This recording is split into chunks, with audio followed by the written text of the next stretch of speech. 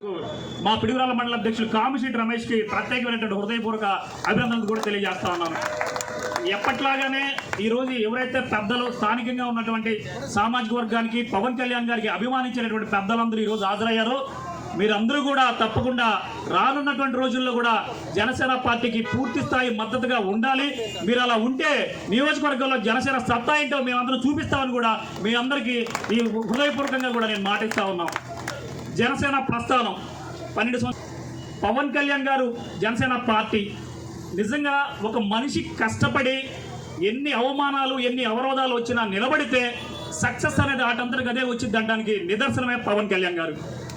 జనరల్గా ఒక విలేజ్లో ఎంపీటీసీగానో లేకపోతే ఒక సర్పంచ్గానో మనం పోటీ చేసి ఓడిపోతే 1 నెల నుంచి 2 నెలల వ్యవధికి మనం బయటికి రావటం కానీ ప్రత్యర్థి పార్టీలకి మన మొహం చూపించుకునేటువంటి పరిస్థితులు కూడా ఉంటాయి.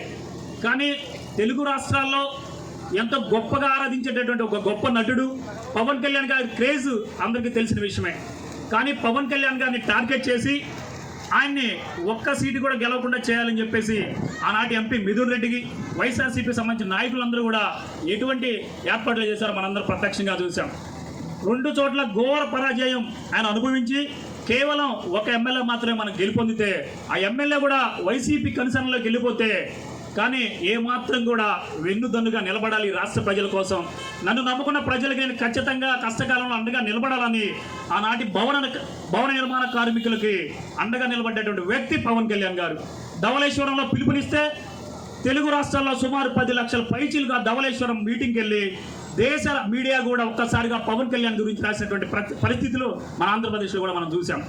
ఆనాటి నుండి కూడా ఎటువంటి కౌలు రైతులకు సంబంధించినటువంటి వారు ఆత్మహత్యలకు గురైతే ప్రభుత్వాలు పట్టించుకోవాల్సినటువంటి పరిస్థితులు లేకపోతే ఆయన సొంత నిధులు కూడా కౌలు రైతులకు ₹1,00,000 ఇచ్చినటువంటి పరిస్థితులు మన రాష్ట్రంలో చూసాం. ఆ రోజు నుంచి కూడా పవన్ కళ్యాణ్ గారు మన రాష్ట్ర ప్రజల కోసమే పోరాటం చేశారు. జన సైనికులు జనసేన నాయకులందరికీ కూడా పిలుపునిచ్చారు, నన్ను నమ్మి కలిసినటువంటి ఖచ్చితంగా రాబో రోజుల్లో పవన్ కళ్యాణ్ జనసేన పార్టీ లేదే తెలుగు రాష్ట్రాల్లో ఉండవని కూడా ఆ రోజు ఆయన చెప్పారు. ఆ మాట ఖచ్చితంగా ఆయన మేము నమ్మి తూచా తప్పకుండా ఆయన వెన్నంటూ నిలబడి మేము ఆయనతో పాటు ప్రయాణం చేశాం. రీసెంట్గా జరిగినటువంటి ఏదైతే 2024 ఎలక్షన్స్లో పవన్ కళ్యాణ్ గారు 21 సీట్లు తీసుకొని ఆనాటి జగనాసురుని దించాలి అనేటువంటి ఒక గొప్ప సంకల్పంతో టీడీపీతో పొత్తు పెట్టుకున్న విషయం మనందరికీ తెలిసిందే. కానీ మనం పోటీ చేసినటువంటి 21 చోట్ల కూడా 100% స్ట్రైక్ రేట్తో దేశ రాజకీయాలని చరిత్ర తిప్పి పవన్ కళ్యాణ్ గారిది 100% స్ట్రైక్ రేట్ అనే పరిస్థితులు కూడా మన రాష్ట్ర వ్యాప్తంగా చూసాం.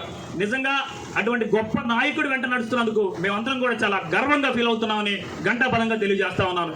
ఈరోజు గురజాల నియోజకవర్గంలో కటిక వంకారావు, కామిశెట్టి రమేష్, అమ్మటి మల్లేవ్ కాదు, ఇంటి పేర్లు మర్చిపోయి జనసేన అంకారావు, జనసేన రమేష్ అనేటటువంటి పరిస్థితులు మన నియోజకవర్గంలో ఉన్నాయి.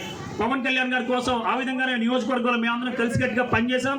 ఎటువంటి చిన్న తారతమ్య భేదాలు ఉన్నా కానీ పార్టీ పిలిపించిన ప్రతి కార్యక్రమంలో పార్టీ గెలుపు కోసం మేమందరం కూడా కష్టపడి పనిచేసాం. ఈరోజు నియోజకవర్గ శాసనసభ్యులు ఎర్పతినేని శ్రీనివాసరావు గారితో కలిసి